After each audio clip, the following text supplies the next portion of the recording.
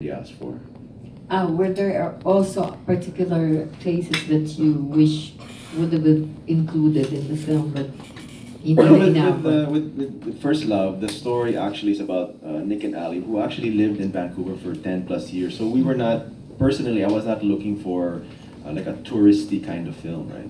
Yes, people are commenting it's breathtaking. It's just because Vancouver is just naturally breathtaking. You know, the local coffee shops there where they went to in the beginning was just, it's just so much character. The park, honestly, Stanley Park is, yes, okay, maybe it's a tourist attraction, but there's thousands of locals there every day. It's just a normal park for them, maybe. No? And the bridges is just a part of daily life. No?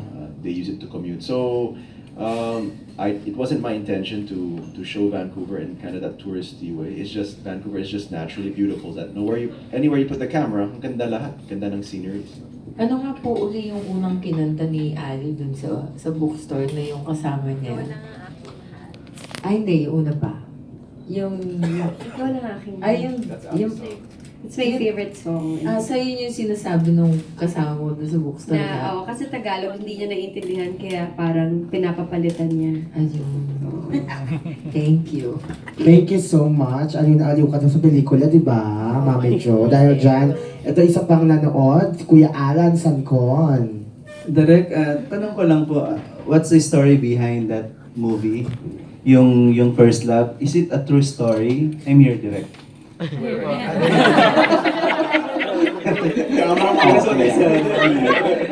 it a true? Paano na po yung story? Kasi natuwa lang kami yung twist ng movie, di Yeah, ba? well, Ang it's ganda ng definitely a lipstick sa'yo. fiction, no? But together with Ange Pesumal, who's my writer, ganda. and yan, almost Oo. 6 to 8 months we wrote the Kate Ulo screenplay, mo. no? So we did a lot of research, no? It's very medical, no? But we didn't want to be naman too medical, no? Kasi it might be too dragging naman, diba? So what I made sure is when I talked to the doctors and I talked to them about the characters in the story, I just wanted them to make sure that it can happen and this is possible. And all the doctors we went to, they said yes, this is a situation that can happen.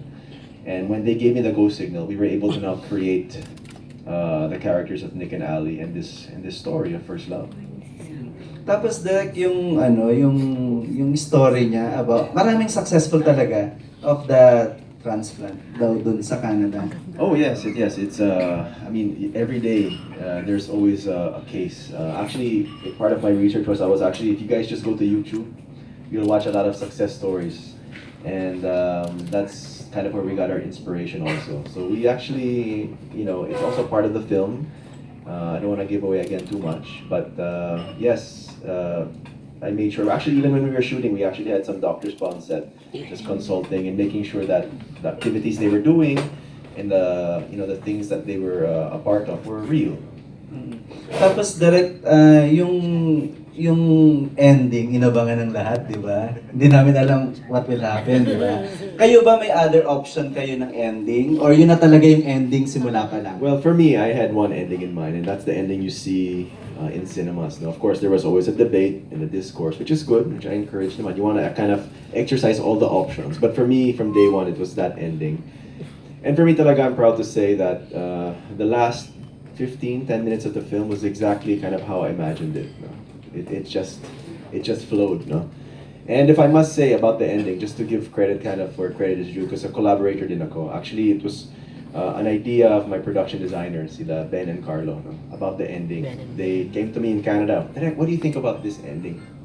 So naisip ko, I went, and then the next day I said, gawin namin yun. I think that's nice. No? So when you have great collaborators, the story gets better. And that was so magical on our set. Of course, Aga, Bayan, sila Edward, and my collaborators also Shane Sarte, the DOP, who's being just commended left and right for her cinematography, and her team, you know, of course Mark Victor, my editor, and yan si Ange Pesumal, the writer. So it was a collaboration talaga of just great talents. Everybody that went to Vancouver from the Philippines contributed to this film.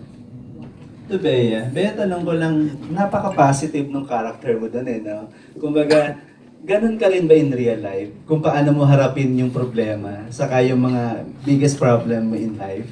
Na may mga ganun ba o talagang parang sometimes you wanna give up? Hindi ako si Ali. Hindi talaga. Kaya, nung umpisa, nung na-offer, nabasa ko na yung final script, ang dami ko reservation. Sabi ko, baka hindi ko kaya, or baka maging cliche na parang, alam mo yun, I'm sure marami ng pelikula about a girl na merong heart ailment, at siya yung ball of sunshine ng pelikula, and you know, ayokong gumaya, ayokong nasa surface lang yung pagiging positive niya. I had to get it from a place that is real, that is true. So, alam mo, nag-commit talaga ako. Hindi ko sinasabi to dahil gusto kong panoorin yung pelikula, but siguro first step yung hair. I know surface yung hair, but yun sa akin kasi sa babae, iba pag di ba yung iba nagpapagupit after a breakup, or siguro yun yung representation sa akin na tatalon ako para maging si Ali. So, nag-commit ako every single day.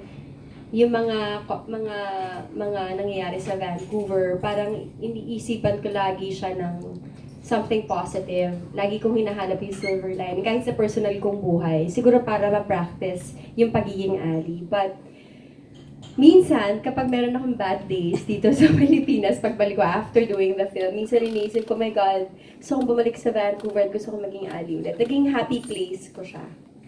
And hindi ko siya makakalimutan. Pero sana nga maging Ali ako, but unfortunately, I'm not like her.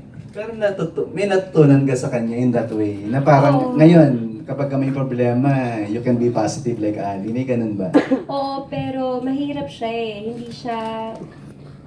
Siguro kasi magkakaiba tayong klaseng tao, no? Si Ali naman kasi she's built to be like that. She has like a childlike factor in her, no? Hindi ako ganun eh. Medyo overthinker ako in real life. Hindi ako playful. Actually, others nga tell me na medyo uptight ako. I'm not like Ali, but I always try to be. But of course, I have to be authentic all the time, no? So, siguro hinahanap ko pa rin hanggang ngayon kung kaya ko maging siya every single day. Why that kind of hair? With the bangs, with that kind of very Because short? I didn't want her to be like Cute the naman, no? Pero, pretty. Hindi siya pretty girl eh, si Ali. Hindi siya ganon. Hindi mo siya lilingunin kapag nadaanan mo siya dahil maganda siya. Lilingunin mo ka siya kasi there's something in her that's mysterious, that's interesting. So, gusto ko siyang hindi maging pretty girl. Gusto ko siyang maging parang everyday girl na happy to be with, fun to be around with. So, ganun siya. Hindi siya yung parang kulot-kulot or like, gusto ko siya maging and very mysterious. aggressive, no? Hindi aggressive. Hindi siya aggressive, straight to the point. Straight to the point, Oo. yeah. Sa Vancouver ba, ganun yung mga girls? Or parang... Hindi, Ali is one of a kind, I think. Hindi naman lahat. That was just really the character of Ali. Pero alam mo, ang sarap niyang gampanan. Masarap talaga. Habang pinapanood ko siya, parang gusto kong pamalik doon. Masarap siyang... She's a beautiful character. So Edward, we're just curious kung ano yung reaction ni Maymay after watching the film. Ano yung unang-unang sinabi niya sa'yo after watching you solo on that film? During the premiere, I went to her straight away kasi we weren't sitting together. I wanted to gusto ko sana upo dun sa basta we cast daw. Hindi kayo magkatabi, di ba? Hindi po. But I wanted to because I told her I want you to tell me your honest opinion about what you thought about my acting, about the movie. I wanted to know everything. And as soon as I got there, nakakainis kasi inside the cinema, she said, mamaya na, gusto ko lang tao. Kasi she dissected everything. She remembered everything. She remembered parts of the movie. Edward, ito, naramdaman ko na, that was her first day, no? This scene was her first day. She was right. She has like this really sixth sense. She said, I saw that you were nervous there. Alam ko first day yun, no? So, she saw the difference in... I think it's some things that maybe not people can see. Because I think it's just because she knows me so well. I think she took notes on her phone about points in the movie. She said, itong nuance mo, parang hindi natural, ganon. So she was really one of my biggest critics and one of my biggest supporters. So yeah, she was she liked the movie as well. She said, it's like you were actually there. it's not, it wasn't a movie, it was like it was an experience. So, yeah, very, very supportive. So, tanongin ko na rin si Bea sa kasi Direct Paul, ano naman po reaction din ni Gerald nung nakita yung film? Ano yung sinabi sa inyo after watching the film? Sabi niya, ito daw yung best film ko. Sabi niya, ito daw yung paborito niyang pelikula ko. And sa sobrang saya niya, magpapa-block screening siya. Magpapa-block screening siya para sa Marikina. Thank you, Gerald. Tsaka in-announce ko na para hindi niya mabawi. Hindi, masaya siya. Gustong-gusto niya yung pelikula. Gustong-gusto niya. Sabi niya, hindi niya ako nakita as Bea. Hindi niya nakita si Agamon. Para daw na-transport siya sa mundo ni Ali at ni Nick. Actually, he couldn't stop talking about it kahit na nasa loob na kami ng kotse. So, naging fan siya ng pelikula. Nagustuhan niya si Ali? Nagustuhan niya. Si Ali personally? Oo, Character. nagustuhan niya. Sana lang lagi akong, sana maging ganun. Anong sabi mo? Nung sinabi niyang gano'n? Wala naman ako sinabi. Si Direct naman, ano ba sabi ni Tony after Actually, watching? while we were watching the movie, I was sitting si Bea nandito, di ba? And then si Tin nandito naman. Nagpapasa sila ng tissues eh. So dito ako, di ba? Ganun sila, umiyak sila during the film, no? But she couldn't help but just be so proud, no?